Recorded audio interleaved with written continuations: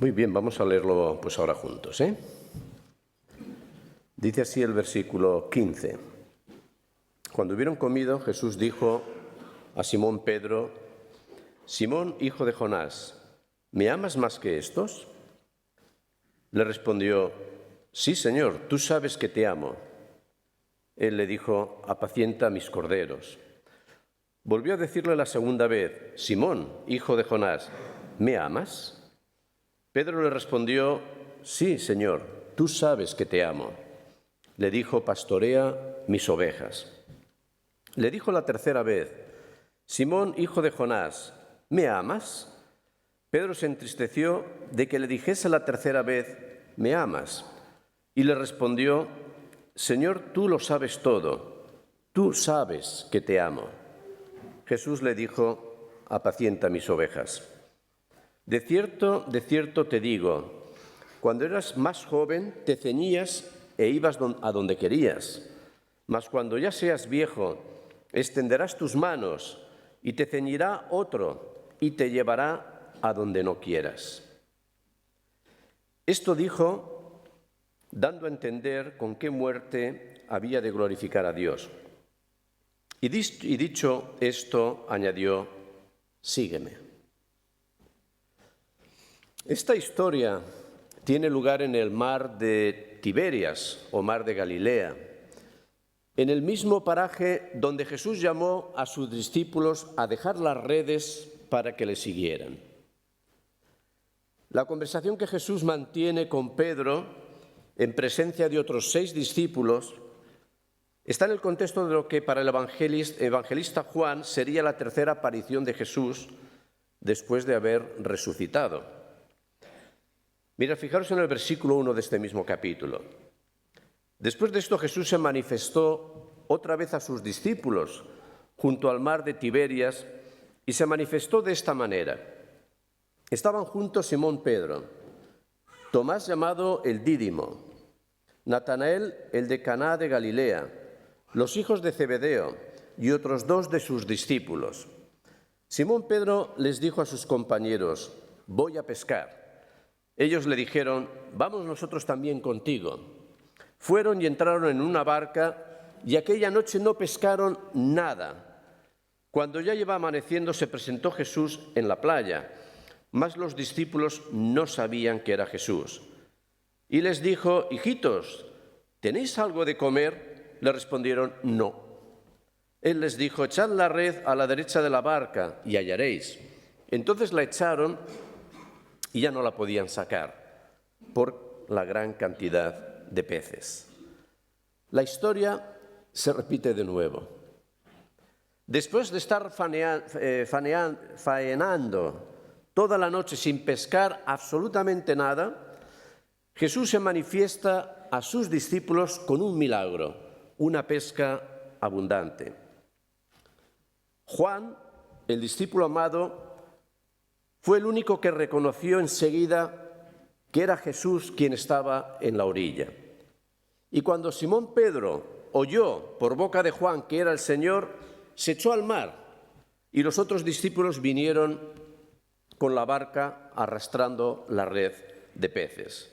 Y al descender a tierra, sigue diciendo el texto, vieron brasas puestas y un pez encima de ellas y pan. Jesús les dijo: venid y comed. Después de haber comido, Jesús dirigió su atención a Pedro y le preguntó en presencia de todos, de estos otros 6 discípulos: Simón, hijo de Jonás, ¿me amas más que estos? ¿Por qué Jesús hizo esta pregunta? ¿Y por qué la hizo de forma comparativa? ¿Me amas más que estos? ¿Es que acaso Jesús estaba sugiriendo que el amor es una competición para ver quién es el que más ama? Imaginaos que estáis con vuestra familia reunidos. Ahora tengo al Antonio delante y a Lana y me viene con los nietos, los hijos, los nietos, todos. Y de repente Antonio, perdona que lo personalice, va y les pregunta a uno de ellos: ¿me amas más que estos otros? ¿Qué pensarían los otros? ¿Qué pensarían? Lo cierto es que la intención de Jesús, al hacer esta pregunta, que repite en 3 ocasiones, no era la de comparar o la de hacer distinción entre ellos, sino la de confrontar a Simón Pedro. Confrontarlo consigo mismo, confrontarlo delante de sus compañeros, para llevarlo a una nueva situación. Con esta pregunta Jesús estaba dando a Pedro la oportunidad de restaurar por completo las consecuencias de su triple negación, con una triple afirmación. Tenía el propósito de cerrar una herida para abrir un nuevo camino. ¿Recordáis la historia del gallo? ¿Sí o no? Mateo 26. Pedro estaba sentado fuera en el patio y se le acercó una criada diciendo: «Tú también estabas con Jesús el Galileo». Mas él negó delante de todos diciendo: «No sé lo que dices». Saliendo él a la puerta, le vio otra y dijo a los que estaban allí: «También éste estaba con Jesús el Nazareno». Pero él negó otra vez con juramento: «No conozco al hombre». Un poco después, acercándose los que por allí estaban, dijeron a Pedro: «Verdaderamente también tú eres de ellos, porque aun tu manera de hablar te descubre». Entonces él comenzó a maldecir y a jurar: «No conozco al hombre». Y enseguida cantó el gallo.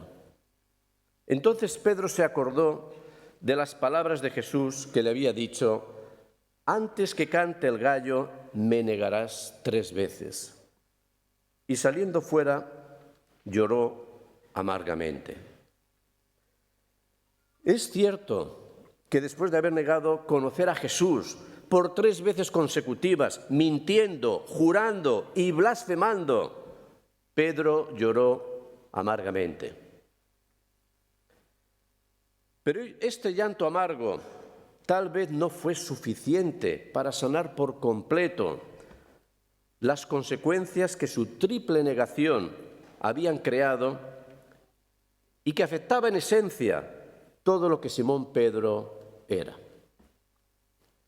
Recordar que cuando estaban juntos en la última cena, Jesús les dijo a todos los discípulos estas palabras: todos vosotros os escandalizaréis de mí esta noche, porque escrito está: heriré al pastor y las ovejas del rebaño serán dispersas.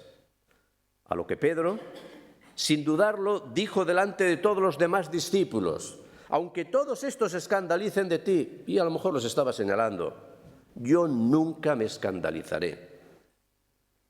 Aunque me sea necesario morir contigo, no te negaré. Simón Pedro, el líder fuerte, el hombre seguro y firme, que estaba dispuesto a morir con su maestro, falló, fracasó, no cumplió con su palabra.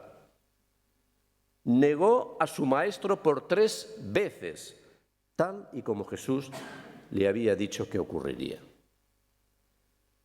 Sin duda, su amor propio, su seguridad personal, debieron quedar profundamente afectadas. Y yo diría que su liderazgo también. Este encuentro en el mar de Galilea, en el mismo lugar donde Simón Pedro fue llamado a convertirse en pescador de hombres, es ahora un lugar de restauración. Algo que Pedro necesitaba, pero también los otros discípulos que se encontraban sentados alrededor del fuego. Las palabras de lealtad que Pedro había pronunciado la noche del arresto de Jesús y su posterior triple negación era algo que todos sabían. Este desayuno se convirtió en lo que hoy llamaríamos una terapia de grupo. La misión que estos hombres debían de llevar a cabo no sería posible sin la restauración necesaria. sin el restablecimiento del liderazgo, la confianza y la unidad entre ellos. Y esto nos da a entender que sin estas cualidades no es posible llevar a cabo ninguna misión con garantías de éxito. Liderazgo, confianza y unidad. Es por ello que con toda intencionalidad hemos de trabajar en guardar la unidad y no permitir que nada la desquebraje. Jesús abordó con sus discípulos en torno a un desayuno. Abordó con sus discípulos una situación que podría haber puesto en riesgo la misión que él quería que llevaran a término. Moraleja, no dejemos nunca nada en el tintero sin resolver. Por pequeño que creamos que es, pues un poco de levadura leuda toda la masa.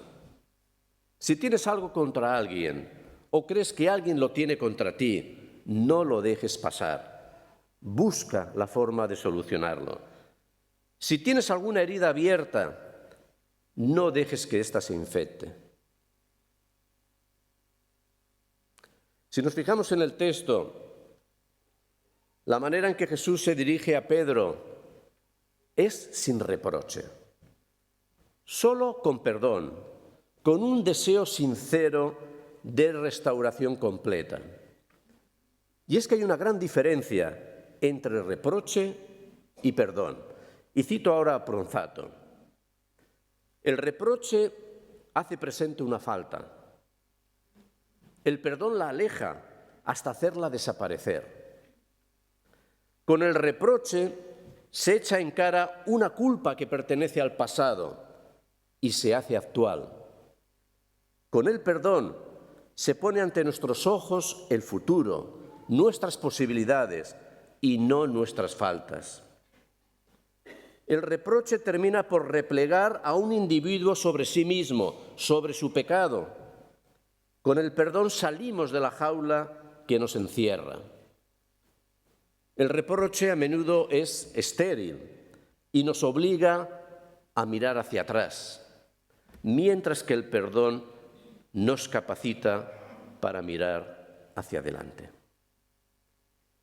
Y esto es precisamente lo que Jesús hace con Pedro, ayudarle a mirar hacia adelante, a no quedarse atrapado en el pasado, en su falta, en su error, en su orgullo tal vez. Y esto es también lo que Jesús ha hecho y quiere seguir haciendo con cada uno de nosotros. Jesús no te mira con reproche, ni te trata señalando tus faltas. Su perdón es completo y es sincero. Y hemos de entender que el perdón, además de saldar una cuenta con el pasado, nos abre una cuenta para el futuro. Hermanos, si queremos fomentar relaciones saludables en el entorno de la familia, de la iglesia, del trabajo, del vecindario, no uses el reproche, sino el perdón. Si queremos agarrar el futuro, dejemos que Jesús nos restaure por completo.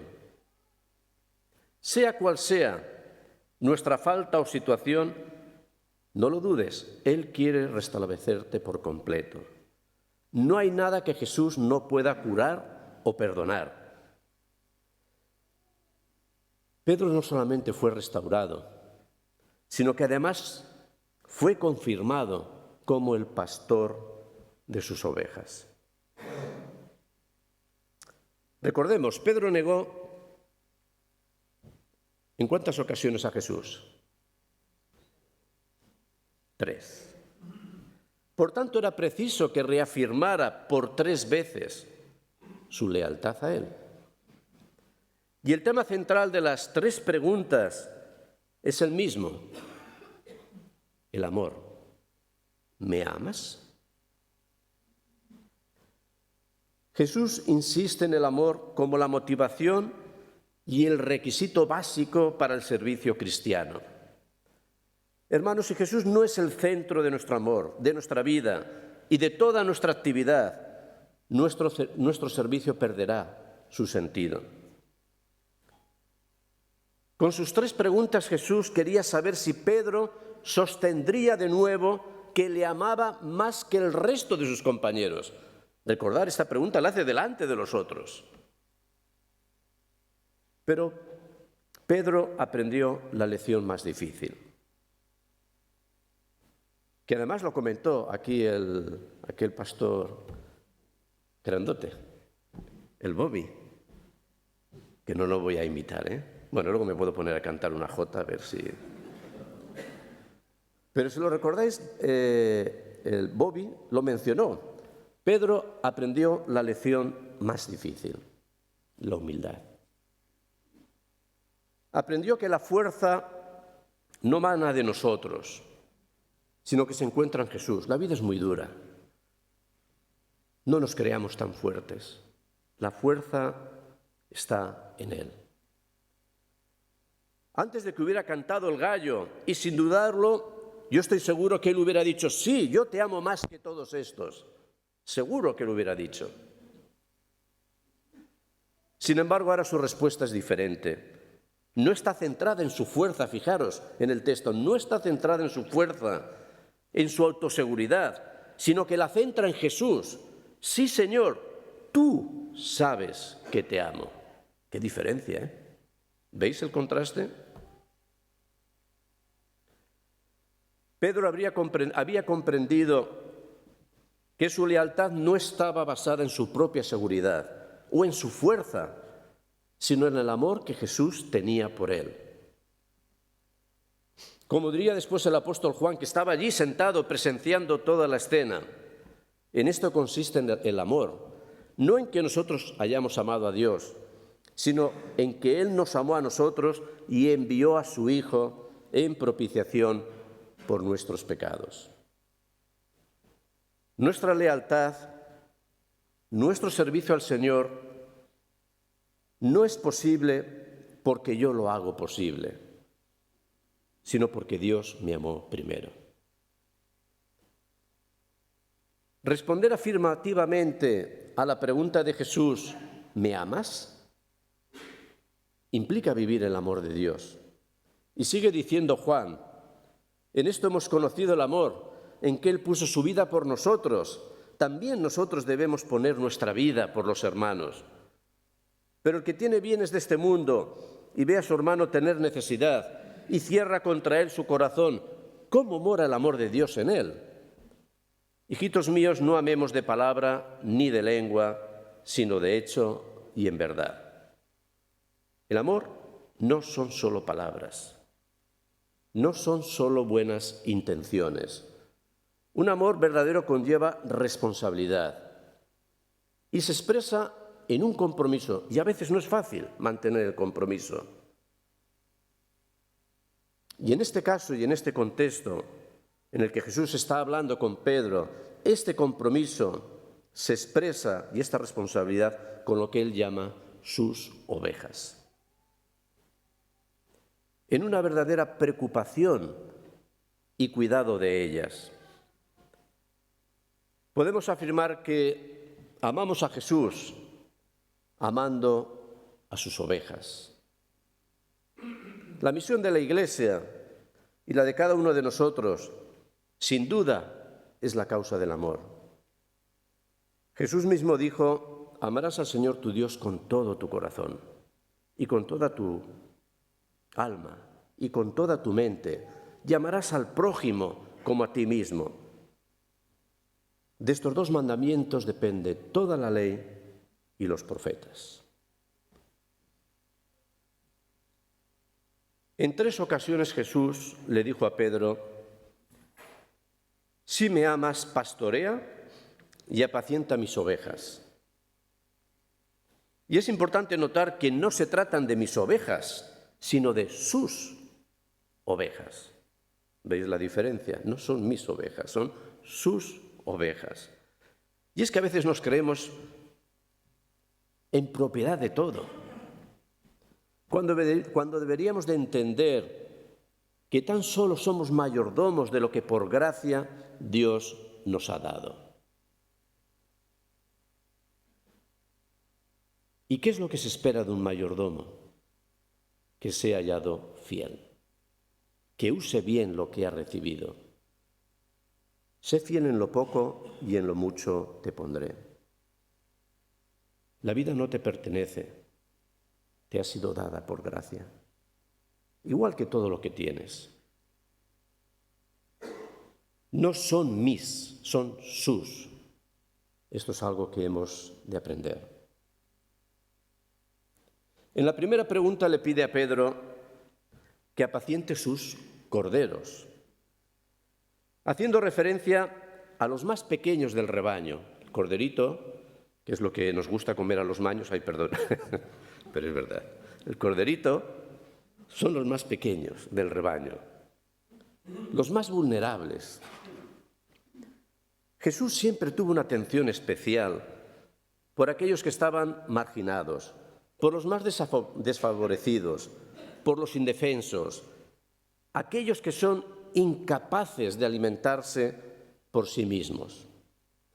Y Jesús le pide a Pedro que cuide de ellos y que los alimente, porque sin alimento no es posible la subsistencia y tampoco el crecimiento. Hermanos, una buena noticia. La vida espiritual no entiende de dietas, así que podemos comer de todo. ¿No es una buena noticia? Siempre estamos preocupados con lo que comer y no comer, y resulta que ahora podemos comer de todo. Más aún, el apóstol Pablo, escribiendo a los Corintios, les dice que la leche solamente son para los niños, para los inmaduros, que estamos que tener que comer viandas sólidas, un buen chuletón de 500 gramos. El Joan está feliz, que le gusta la carne. ¿Qué estás haciendo para alimentarte? Teniendo en cuenta que no hay dieta espiritual, ¿cómo te estás alimentando? ¿Cómo estás creciendo? ¿Bebiendo un biberón? ¿O preparándote a ver qué vais a comer hoy? Una paella, una fideuà. Vamos a abrir un poquito el estómago. Sin alimento no es posible el crecimiento. La segunda y tercera pregunta hacen referencia a las ovejas. Ha hablado de corderos, ahora habla de ovejas. Pastorea y apacienta mis ovejas, las adultas, las más maduras. En el fondo le está pidiendo a Pedro, cuando le habla de corderos y le habla de ovejas, que tenga cuidado de todo el rebaño, de todas, sin distinción alguna. Todas son importantes. Y apacienta mis ovejas está en tiempo presente, indicando la continuación de una acción ya en marcha, que Jesús mismo puso en marcha y que llega hasta nosotros. Es decir, la misión es la misma y toda generación ha de continuarla. Somos hoy nosotros responsables de sus ovejas. Y en esta conversación la figura del buen pastor, el Salmo 23, que Jesús mismo representa, está en el fondo. La figura de un pastor que lleva a sus ovejas a delicados pastos, que les da el descanso que necesitan, que las guía por el camino, las protege y está dispuesto a dar su vida por ellas. Jesús le está encomendando a Pedro que siga su mismo ejemplo. Esto es lo que le está diciendo. Sigue mi ejemplo. Y con esta comisión nos está diciendo también a nosotros que nuestro llamado es seguir los pasos del buen pastor, es decir, ser cada día más semejantes a él. Si alguna vez alguien te pregunta, ¿cuál es tu misión? La respuesta es esta: ser cada día más semejante a él. Pedro respondió por 3 veces sí. Confirmó su amor y lealtad, no desde su fuerza personal y capacidad, sino en la confianza de que Dios lo sabía todo acerca de él y lo amaba tal y como era, con sus defectos, sus imperfecciones, su negación, su blasfemia, su juramento y todo lo que queráis añadir. Lo amaba tal y como era. Antes de que el famoso gallo cantara, Jesús profetizó que lo negaría 3 veces. Pero Pedro no aceptó aquellas palabras de Jesús. No aceptó las palabras del Maestro. Más aún, replicó, lo corrigió y le dijo que él estaba dispuesto a morir por él si fuera necesario, que no lo iba a negar. Ahora de nuevo Jesús, en este pasaje, profetiza que ciertamente iba a tener que dar su vida por él y sus ovejas. De cierto te digo, cuando eras más joven, te ceñías e ibas a donde querías, mas cuando ya seas viejo, extenderás tus manos haciendo referencia a la cruz, te ceñirá otro y te llevará a donde no quieras. Esto dijo dando a entender con qué muerte había de glorificar a Dios, y dicho esto añadió: sígueme. Sígueme. Este fue el reto de Jesús, y Pedro lo asumió en aquel desayuno con un pez, con pan, con sus compañeros. Lo asumió con todas sus consecuencias. Como sabemos por la tradición y escritos de los padres de la Iglesia primitiva, Pedro murió crucificado, tal como Jesús había dicho, en Roma, siendo emperador Nerón en torno al año 64. Orígenes, en uno de sus comentarios, dice que Pedro pidió ser crucificado cabeza abajo, pues no se consideraba digno de morir de la misma forma en que la hizo su maestro. Concluyendo, Pedro fue llamado a seguir a Jesús, al ministerio, después de una pesca milagrosa, y después de otra fue restaurado. Él había perdido su oficio por negación al lado de un fuego, y es al lado de un fuego de brasas que lo recupera. Simón Pedro fue restaurado por completo, recobró su primer amor en el mismo lugar donde fue llamado por Jesús, y allí fue confirmado como el pastor del rebaño. Cumplió su misión dando gloria a Dios con su vida y con su muerte. Personalmente, esta historia me enseña que todos podemos tropezar,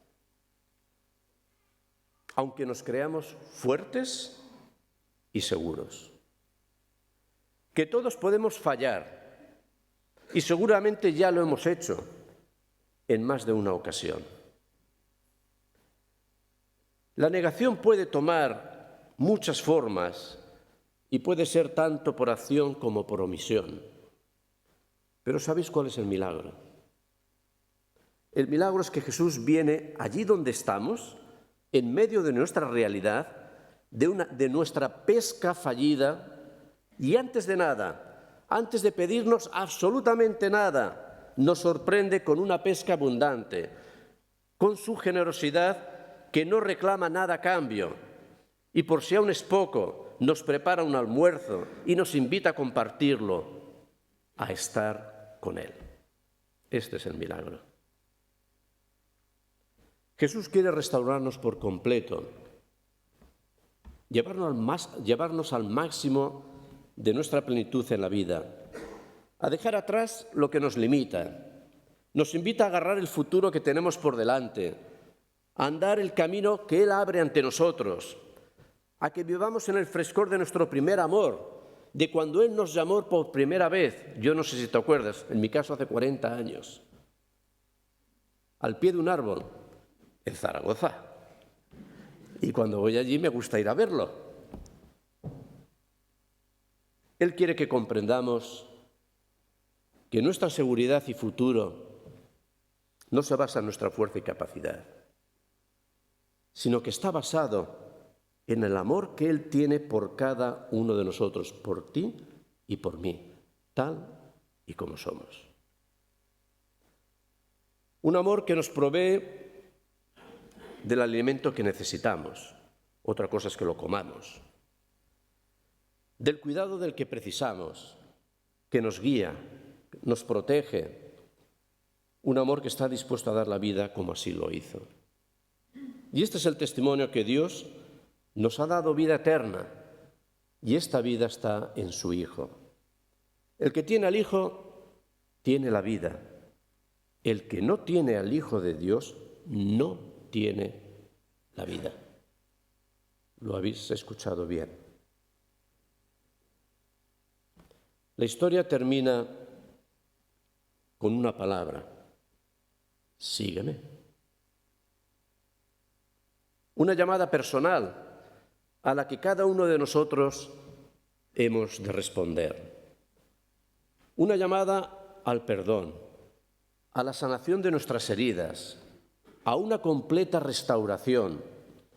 Una llamada al futuro, a la vida.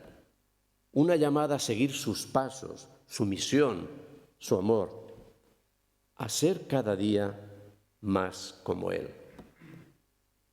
Sígueme. Pedro lo hizo. ¿Y tú? Que el Señor os bendiga.